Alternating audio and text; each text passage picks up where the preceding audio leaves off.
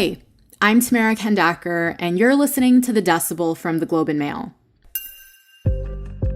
So in July of 2019, two scientists, a husband and a wife, were escorted out of the National Microbiology Lab in Winnipeg where they worked and stripped of their security clearance. The RCMP opened an investigation, and then earlier this year, the scientists were fired. We still don't know much about why. MPs have been asking the government, and things got pretty heated this week in the House of Commons. I understand. Order. Some experts and politicians have raised concerns about the possibility of Chinese espionage.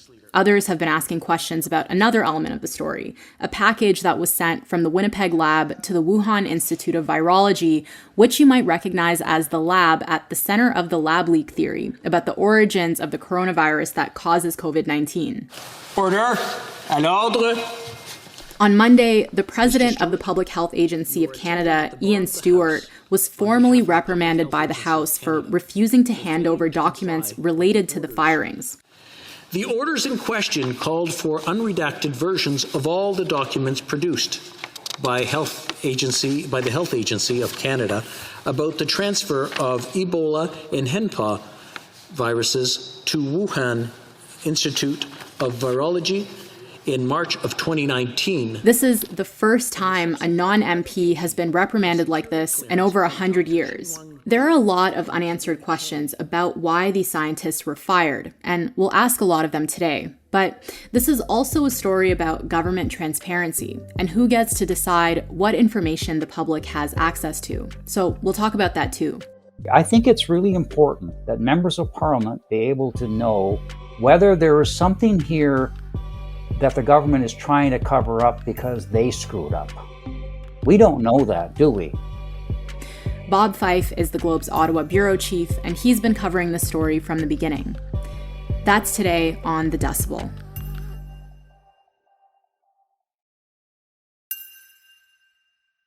Hi, Bob. Welcome to the show. Thank you so much for doing this. I'm happy to join you, and congratulations on your show. It's a great success. Thank you. So, Bob, take us back to where this all started. What happened to this couple, Xiangguo Qiu and Keding Cheng, in July 2019 at the National Microbiology Lab in Winnipeg? So Dr. Qiu and her husband, Dr. Keding Cheng, showed up for work. They go through security and they are blocked. They are told that their security clearances have been revoked and they are escorted out of the office. Not only are the two scientists escorted out, but a number of students from China who were studying at the lab and working at the lab were also escorted out, and their security clearances were revoked as well. Right. And who are these two scientists, Dr. Qiu and her husband, Keding Cheng? Well, Dr. Qiu is an internationally recognized infectious disease expert and has won a Governor General's Award for her work on the Ebola virus. And her husband is a well-known biologist as well. Both of them are from China. They came from mainland China about 30 years ago. They moved to Winnipeg, and she ended up heading the pathogens section of the lab, which is Canada's highest security infectious disease lab. For example, if you were to go to that lab, you would not be able to go in unless you had about 6 to 8 months training. So you would know the kind of clothing you should wear, how you should handle these viruses, how to be decontaminated when you came out. And can you explain, why do experts worry about China having access to information from the Winnipeg lab? Canadian universities and universities all over the world collaborate with one another because we're all interested in furthering knowledge, right? But people are concerned about certain kinds of collaboration, particularly in China, that is used for their own military or national security purposes. And one of the institutes that are very high on the list of a red warning sign is you shouldn't be collaborating with this is the Chinese Academy of Military Medical Sciences, which surprisingly enough, Dr. Qiu was writing a whole lot of papers with scientists from that institute. At least one of those scientists, this Fiu Yan, had actually got into the lab. So a lot of serious concerns about this, because this is the PLA's medical research university. So they will want all kinds of information for military purposes. This is used for the People's Liberation Army, and that should have been a great big red alert sign going on when that happened. So they are escorted out of the building, and there is an RCMP investigation. And then fast forward to the beginning of this year, the scientists are finally fired. And so what do we know about that? What did the RCMP investigation find? We don't know. The RCMP is not saying. The Canadian Security Intelligence Service is not saying. The federal government is not saying. The Public Health Agency of Canada, which is responsible for the National Microbiology Laboratory in Winnipeg, is not saying, except this. When the heat got on from politicians, the head of the Public Health Agency said it was a result of administrative matters and security protocols that they noticed in 2018. Nothing to worry about here, folks. Administrative matters, policy breaches, but today we now know that it involves much more sensitive issues of national security.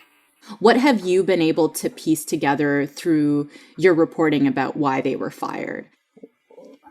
We know that 4 months before the couple were escorted out of the laboratory, Dr. Qiu had played a key role in approving the shipments of 2 dangerous viruses to the Wuhan Institute of Virology. One was Ebola and one was another very deadly virus itself. Mm-hmm.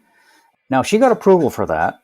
Strange thing about this, from access to information, is that they did not get a material transfer agreement, which is almost standard. You cannot let anything leave one of these high security labs with that kind of dangerous viruses without getting a material transfer agreement, which also outlines how it can be shipped. But more importantly, if you're shipping it to other places, other countries, they have to agree to the intellectual property that they cannot, it belongs to Canada, it's being shipped for scientific reasons, but there are some protocols involved in that. So the material transfer agreement, which is a standard part of these kinds of shipments, that was missing. And that's an unanswered question, like why was that not there? But there is a possibility that this lab was just mismanaged and that maybe this was an accident. The Public Health Agency of Canada keeps saying that, to the best of our knowledge, the investigation did not involve concerns about the transfer of the 2 viruses. But that's the thing, is we don't know. Their story has changed too.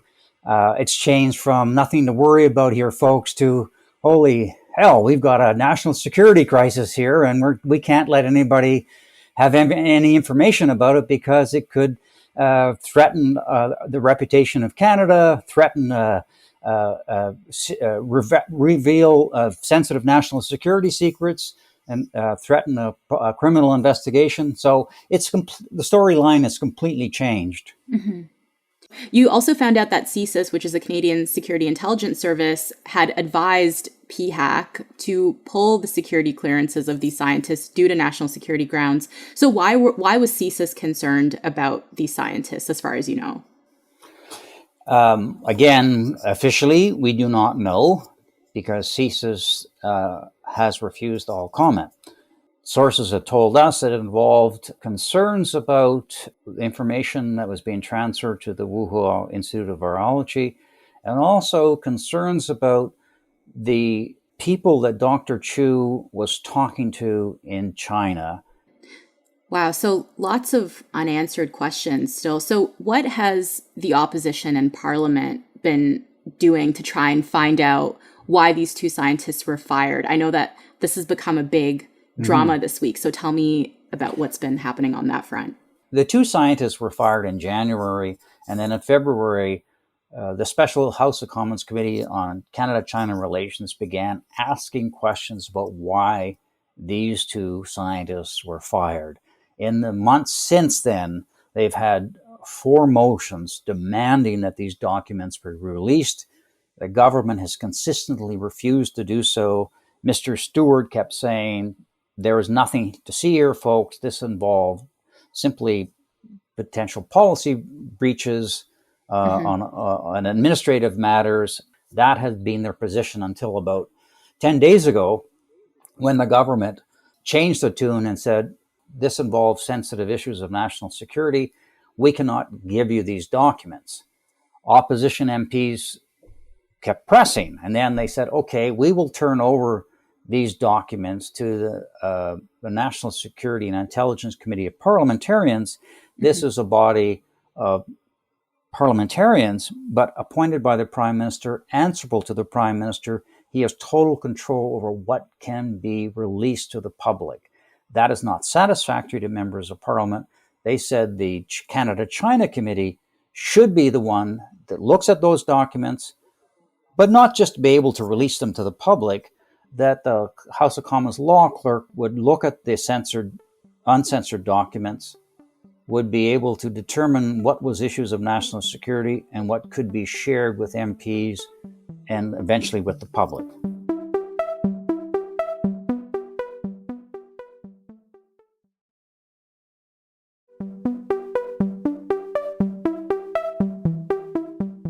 So what are experts and your sources telling you about what could be in these documents that is so sensitive that not even MPs can read them? Well, you know what? I'm going to read a statement from Pablo Rodriguez in the House, which I think sort of shows you the scope of what potentially could be involved here in why they're refusing to provide this information. And and I'm quoting him: disclosing sensitive information could have a number of negative side effects for our intelligence agencies. This would include, inter alia, Mr. Speaker, covert methods of operation, tradecraft and investigative techniques, including putting at risk human sources and their families, identifying or helping to identify employees, internal procedures and administrative practices, and finally, it can have a severe impact on Canada's reputation as a responsible security partner. All of which to say, from reading that, it looks like the allegations about whatever the two scientists were fired for are quite serious, and they seem to involve issues of sensitive national security, which the government has recently disclosed. Mm-hmm. And so if that's the case, what if there is just too many national security concerns for those documents to be shared? Could that be a legitimate explanation for why the government isn't sharing these documents? No. First of all, Parliament in parliamentary system, Parliament is supreme. We have to trust members of Parliament to be adults and not to jeopardize our national security. I don't think they would. I have complete faith in the people who are asking these questions. These are not irresponsible people. If they are shown these documents, I believe that they will act responsibly. I think it's really important that members of Parliament be able to know whether there is something here that the government is trying to cover up because they screwed up. Mm-hmm. We don't know that, do we? There's very good possibility that the government is trying to hide something from Canadians that involves incompetence or worse on their behalf. And it's less to do with those two scientists and a lot to do with how the government handled this issue, which I think the public would need to know, even if we don't know the specifics, because they can't reveal the specifics of the national security. They could be able to come out and to tell Canadians, there's a much more serious issue here. Yes, these scientists were dismissed for reasons of national security, but the government was highly irresponsible in how they handled a specific issue, for example. So I know Ian Stewart was summoned to the chamber on Monday. So what happened on Monday afternoon? So after question period, Mr. Stewart showed up before the bar of the House. He can't go right into the chamber, but there's a bar there, and he was admonished for not providing the documents to Parliament. He did not bring those documents. MPs, of course, were very concerned about this. Then the government House leader, Pablo Rodriguez, said, look, I'm offering a compromise here. We had wanted to go to the National Security and Intelligence Committee of Parliamentarians, okay, we'll drop that. We will give the documents to the law clerk, providing he is accompanied by national security experts who would review the documents with him, and then they would be shared with members of the Canada-China Relations Committee. Then he said, and there's another option. If you don't like that one, he said there's another one. There was a precedent set in 2010 when the speaker at the time told the Harper government that Parliament is supreme and you cannot hide documents from the House of Commons about potentially problems in how Taliban detainees were transferred by Canadian military soldiers. There were concerns about torture. The compromise was that there would be a select group of MPs sworn to secrecy, and a panel of national security experts would look at those documents. So those were the two options that he provided to the House, and we're still not clear on what's going to happen. The MPs are still sticking to their guns that they want just the documents to be sent to the law clerk. So where are Doctors Qiu and Cheng, and what have they said about all of this? Very good question. We don't know where they are. So we checked their property records. We went to their principal residence. They haven't been there for at least 6 months, according to the neighbors, although a man comes occasionally to cut the lawn, make sure that the water sprinkler works. They have a second property, which they rent out to two Chinese students. We went there. The students say they think they're in Vancouver. They don't know for sure because they only deal with them and pay their rent through WeChat. And then we went to their cottage near Gimli, Manitoba, but it's just a vacant property. We have managed to find an email address for Dr. Qiu, but she has not responded to us. We don't know where they are. Today, as we do this interview, I asked CSIS and the RCMP, were they still in Canada? Are they in China? And they've come back to me and say we have ongoing investigations and we're not going to comment.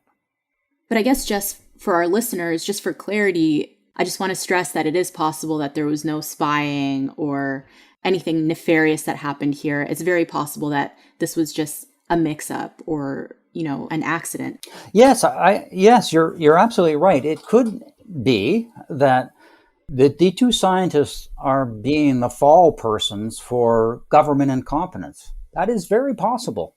We don't want to make them out to be, these evil spies for China, when in fact it could be that information was shared because they, allowed in Chinese students with the approval of management, but they're going to blame these two people for what was government incompetence. And that's why I think it's really important that members of Parliament have an opportunity to see this and to determine whether it has much more than just two scientists who may have done something wrong in terms of national security, when in fact it could have been a great big government screw up that they're trying to hide from the public.